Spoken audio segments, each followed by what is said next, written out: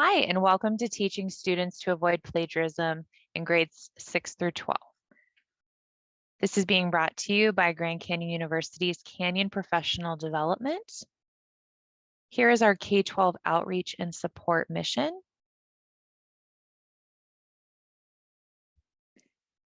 I am Dr. Crystal McCabe. I am a full professor here with the College of Education at Grand Canyon University. My doctoral degree is in industrial and organizational psychology, and I hold 2 master's degrees, one in special education and one in professional counseling. My bachelor's degree is in psychology. All of those degrees combined, I love to put those all together, and my passions include working with students who struggle with learning, students who struggle with behavior, classroom management, trauma. Anytime you can mix education and psychology together, I get very excited. I've spent 16 years in the field of special education. I have taught the entire spectrum of special education, from push in, full inclusion, co-teaching, to pull out, self-contained, removed from their home schools due to the severity of their behavior. So the whole entire spectrum of teaching I have done with special education. And I have been with the university now teaching future special education teachers for the past 9 years. I am also a licensed associate counselor, and I have been working at the same agency for the past 11 years, providing professional counseling to a small caseload.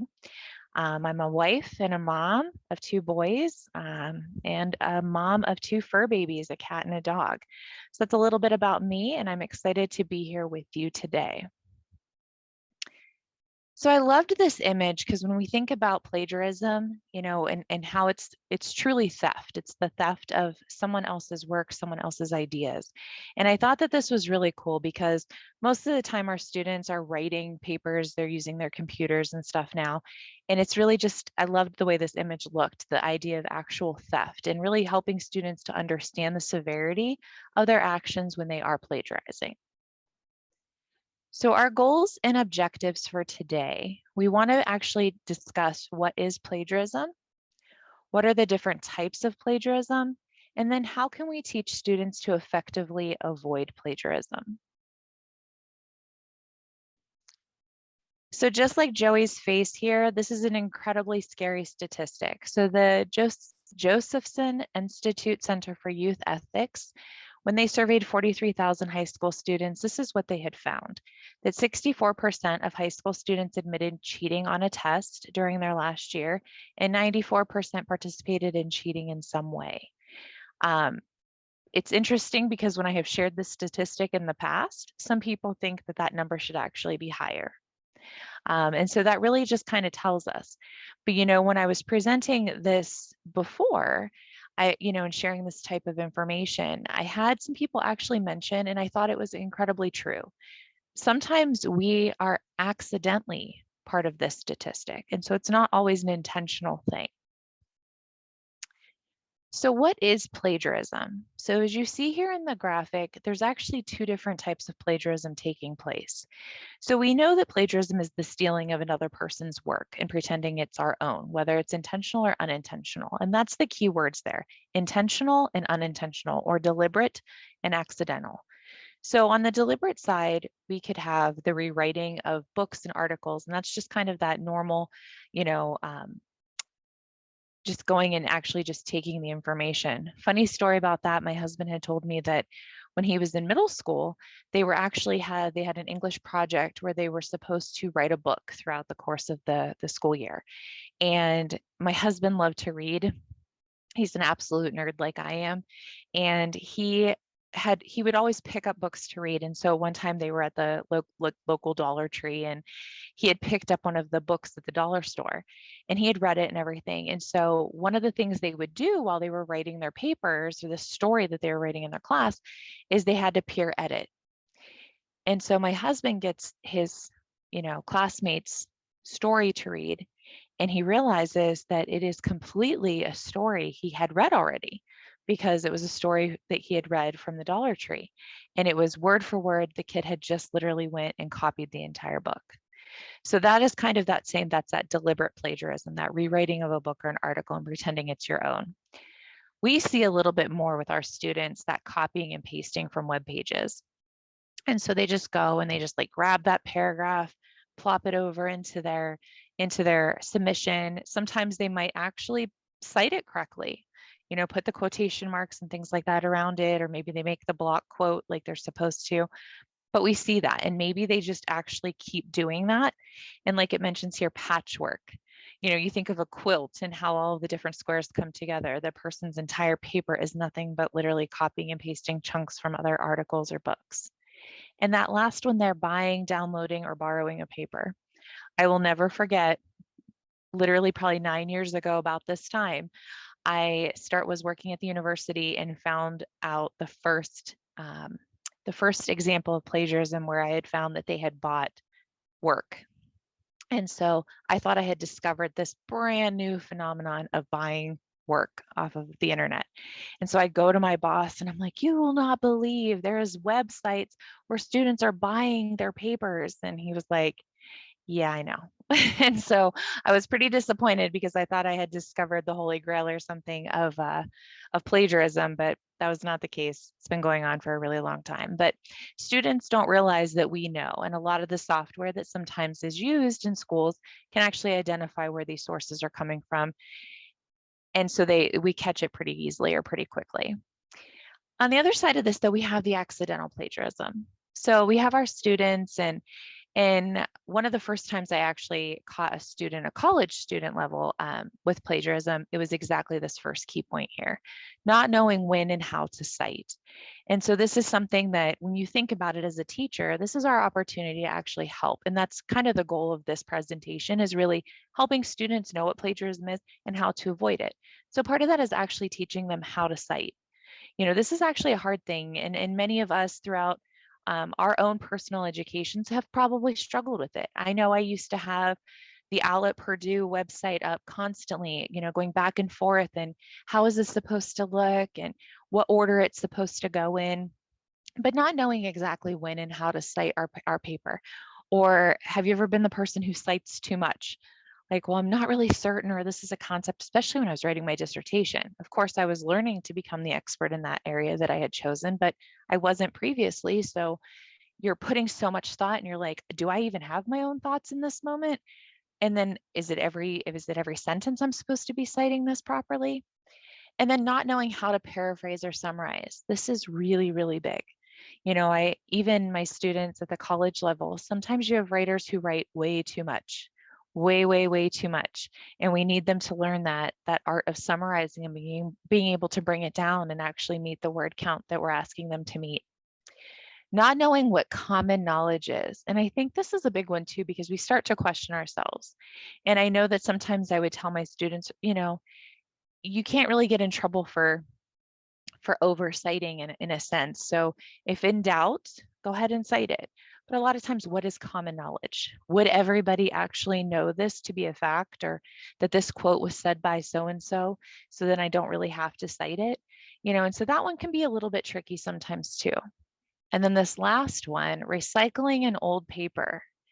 So all of a sudden, I remember, hey, I wrote that paper in 6th grade. I'll just resubmit it again. We really have to help our students to understand what self-plagiarism is as well, and the fact that they have to be providing new work. So kind of going into that accidental plagiarism, forgetting to cite. I've been there too. Sometimes you're going along and you're writing the paper and you don't want to take the time to go back and cite. So I might put parentheses and I might highlight, so that I remind myself, hey, I have to go back and put that citation in there. It is always a good rule of thumb to teach students to go and do it then, even though, it might be a pain, it's stopping the writer's block from flowing. If it's something that they're going to be guilty of doing, like forgetting to go back or submitting that highlighted blank parentheses to you because they forgot to do it, then you definitely want to help encourage them to make sure that they're going in and they're actually citing it while they're writing it. Not quoting or using block quotes when needed. So that's a big thing. So sometimes students might put it over there. They might copy and paste over a quote, but they don't put the quotation marks in correctly. Maybe they just put the parenthetical citation in. So that's something where it's not a proper citation. or when it's more than 40 words. So they're supposed to actually use a block quote format. And as they get a little bit older and stuff, we actually want to encourage and teach them that really they shouldn't be using more than one block quote in an entire paper. And even further, as they go into college and deeper into programs, we stop using those altogether. We don't want to see those block quotes happening, because we do want to see more and more of that summarizing and that paraphrasing and their actual author's thoughts. Not paraphrasing enough. So again, that kind of goes back into that patchwork piece where they think they're doing it and they're learning to cite things correctly, but they're not actually paraphrasing or trying to put anything into their own words. Or we see this a lot more. I know we've noticed it a lot more at the collegiate level, where they actually just go and they look at one word and they make a synonym, they find a synonym for it. It actually has a really cool term. It's actually kind of pretty. We were calling it synonyming, and that is not a real word, but it's actually considered mosaic plagiarism, just in case you did not know that. So just going in and changing one word or a couple words to find the synonyms of those words, that's not exactly paraphrasing, and it is still actually a form of plagiarism. And then not using academic resources. Believe it or not, I have had students actually cite those websites where you can buy papers. And so part of those sites typically, so that they have work to show students, is they will tell students, hey, the more papers you upload of your own, the more freedom and free access to the website they give them. So the students are uploading to gain more access to look at additional papers. And so some of the students think that this is actually a site that's academic. And so I have had students cite Course Hero as a resource. We have students cite Wikipedia as a resource. And so we want to be able to actually help students learn what are academic resources and what they should be looking for to ensure that the resources that they are using are appropriate. So this example happened to us here at the collegiate level. So you can take the time to just kind of look over this quote real quick. This was actually submitted on a social media site that we caught and we were able to see.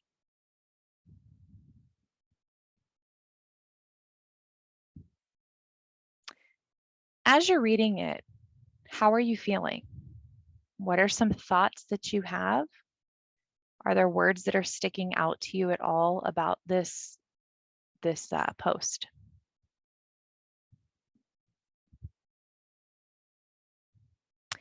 I know for me, obviously at first I started to laugh. I might have felt a little personally attacked with the last sentence about how some instructors don't make their expectations very clear. That's important for us as teachers to know. We do want to make sure the expectations are clear. The directions are clear. Students know what they're supposed to be doing on an assignment. But what really stood out to me was that part there that says, figured I'd do my part and help out.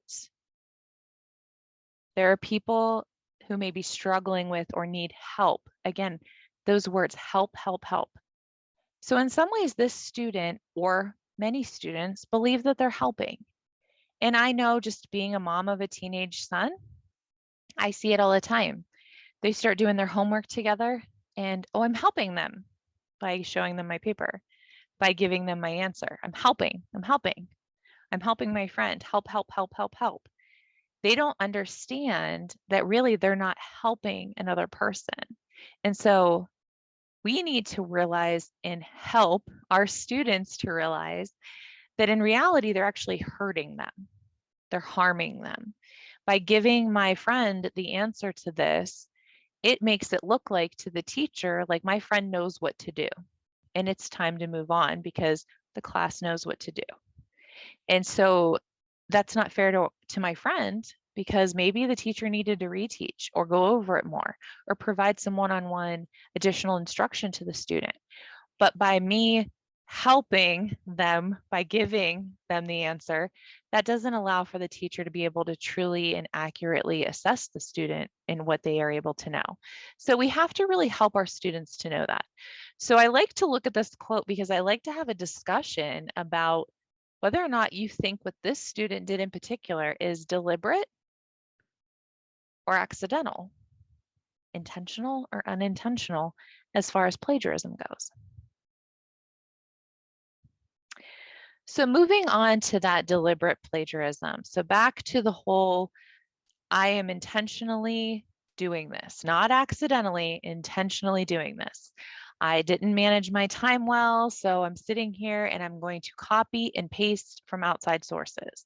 I'm going to just grab it, hope for the best, hope there's no software that my teacher is going to find that's going to be able to tell them that this isn't mine.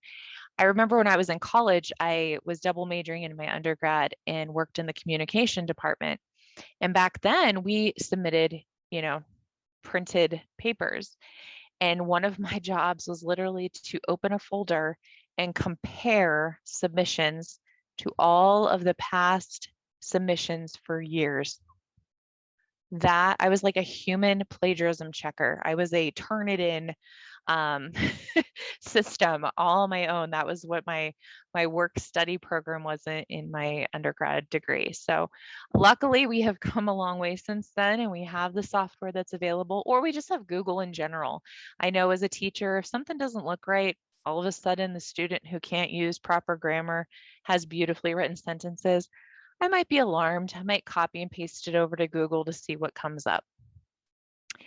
Again, there's that mosaic, that pretty, the pretty synonym, using the synonym to make the changes and stuff on the work. I think maybe you'll laugh now every time you see that take place, or you can let your students know this is mosaic. And while, you know, it sounds pretty, it's not pretty. That patchwork again, the paraphrasing, just pulling from all the different places, creating that plagiarism quilt, we'll say. Buying their assignments online or on those websites. That's submitting again their own work from the past or just parts of it, self-plagiarizing, you know, not actually citing their previous work then.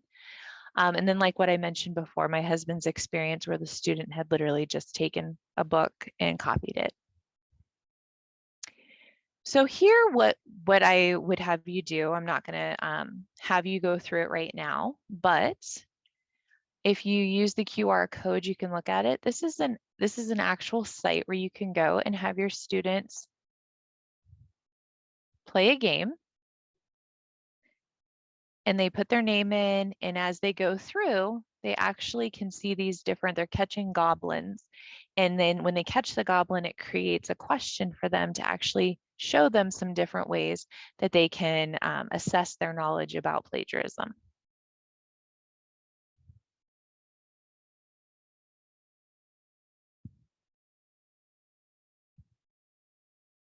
Another great strategy for when teaching students about plagiarism is to make it real and relatable.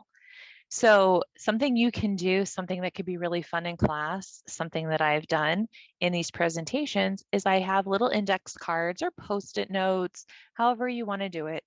Even in an online environment, you could actually use something like this too, but you just give the student an actual famous plagiarism case. So an actual person, you know, politicians, celebrities, musicians. There's so many recent cases of plagiarism that you can actually give them a person that maybe they like, and they can do the research on that person and the case.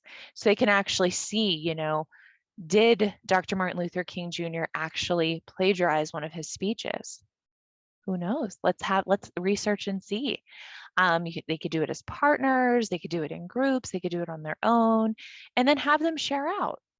Or I saw a teacher use this once, and they created a template and stuff for the students, but they almost made the class like a courtroom, and they would present these real plagiarism cases of these famous people and let the students decide, was there enough evidence? Would you have known?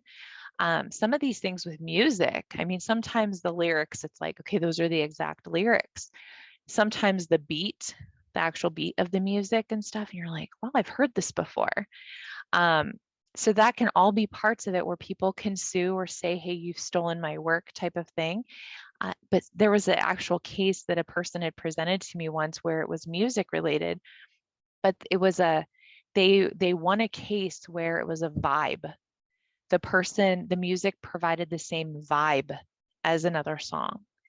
And so that would be a really difficult thing to assess and to prove, but that is what they were able to do. And even in the music world, they have actual technology and software where they can actually test to see if something's the same. So this would just be something as an example that you could do with your students to have it make it seem real and relatable to them, to have them actually look at real famous people and their situations. Next, moving into how to find sources. So again, knowing what is a credible source, what is an academic source, so that the student isn't using these incorrect sources or accidentally finding these sites where, oh my gosh, this is exactly what I'm looking for. Oh, because it is a previous student's paper. So this is kind of a fun place that you can go. This QR code here. Here is also the link if you need it. But this site was actually created as a hoax site, but something that you could use for teaching for your students. So you can have your students go here. It's a .html, which a lot of times, students are taught that this is a credible link type. But you have the students, you can do a whole lesson on it, have them read about this DHMO, this colorless and odorless chemical that's basically found in everything, and how concerned they should be about it. Why haven't they heard about it before, the dangers associated with it. I've heard really cool lessons that teachers have done with this site, but it is a great way to teach students about how do I know if my research or my, websites, journal articles, books I have found. It also helps adults too. How do I know that I can believe everything I read on the internet, right? We've had a lot of fails with that, probably even as adults in more recent years. So you can kind of show them, and so it turns out this site is completely fake. But students don't realize that, but it's really to just help them learn about ways to be able to actually find credible sources. So looking at that, how can we tell what is real online? So having them go through and kind of answer these questions. Who created the page? Is there an About Us section? Is there contact information? What information are you getting? Is there more than one point of view? Can the information be verified? When was the article posted? We typically want our students to be looking at more current research depending on the type of work that they're submitting. Has there been updates to something? Is it within the last 5 to 10 years? I know with books and stuff too, there's new editions that are often done. Where is the website? Is it a .com, .org, so on and so forth? And then why was the source made? I think this is really important for us, especially even as us as adults too, and as we're teaching students as they're getting older, to make sure that they check it. I remember when I was getting, when I was writing my dissertation and doing that research, it was fascinating to me the fact that you honestly could pretty much find research and support for any possible idea. And that's kind of scary because some ideas are not real. And so we do want to make sure that we're kind of finding out who funded, the research, things like that, to see if there's just a different agenda and if it actually is reliable and academic. So ways to avoid plagiarism. So we have kind of the before writing part, the during writing, and then after writing. So before the student starts to write, some things that they can do. Have the correct references when taking notes. So as the student's reading over different articles and stuff, or as they're highlighting or taking notes, making sure that they have the correct reference when they're taking those notes. They can go back and they can be citing properly. Sometimes and I've been guilty of it too, and probably you have as well, but you're taking notes and then you go back and you forgot the citation, and then, well, which one was it? Which article did this come from? And so being able to kind of put them together so that it's easier to find. When writing the notes, it's easy to cause one to believe that they wrote them. So when is it my thoughts versus the author's thoughts? And after I've been reading for a while, are they my own thoughts, or is this still someone else's? Or where that line gets drawn, because as we keep reading on topics, as we start to become more of an expert in an area, when is it mine and when is it theirs? And then that during writing piece, making sure to be properly referencing as you write, going back to what I'd said before, how sometimes I would put the parentheses if I was busy or I was just typing real fast and didn't want to stop to like remember how I was supposed to cite that or how did that, that author's last name get spelled again. I'll come back to it. But it's really, really important to be actually doing it while you're writing.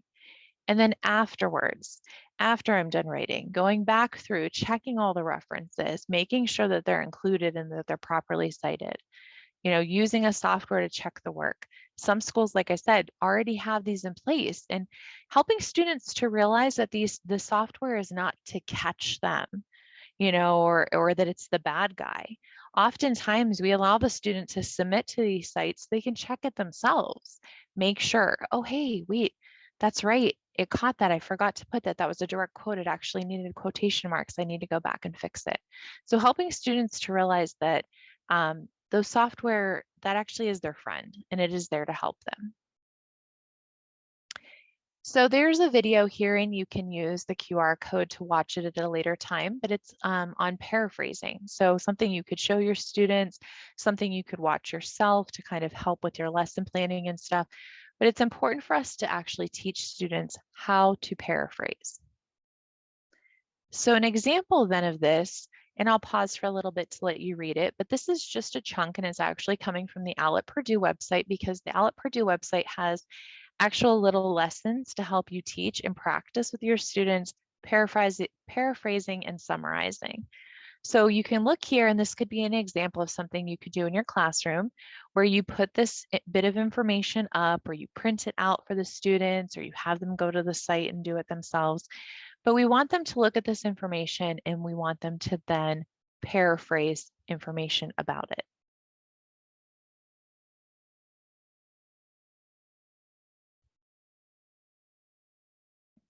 So as you see here, these are just some real examples of that last paragraph there on the Sears Tower. And I had students or participants actually come up with their own paraphrasing to talk a little bit about that paragraph that they read. So that could be an activity that you could do with your students to practice it, something that they could do to submit, but there's something, there that you could, here's an example of things that you could actually do with it. Next, we have summarizing. So when we summarize, what do we need to do? We need to read the text. We need to then reread it. We want to make sure that we feel like we have a real strong, good understanding of the information that we're reading. What are the main ideas? We want to be able to identify those, put those down, write them down, write some sentences of our own and our own understanding of those main ideas. Then we want to check with the original again. Make sure that we feel like it truly is summarizing what it was. What was it talking about? And then make sure if we do directly quote anything or if we're paraphrasing that we are citing things properly. So here's another example from the Owl at Purdue for summarizing. So again, this is another little article that's up or this little paragraph that's up. And you could again practice with your students, having them read it and then having them write a summary about it.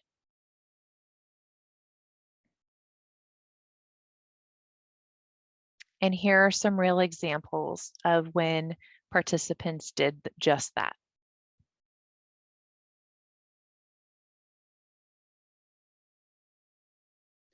So this last piece here is another fun because it's always fun. We know that when we make learning fun, that is actually beneficial to our students. But this is a last practice for plagiarism, and it's coming out of Cornell University. And so for your students, you would just have them put their guest because we don't have Cornell University IDs, so you can use it as a guest.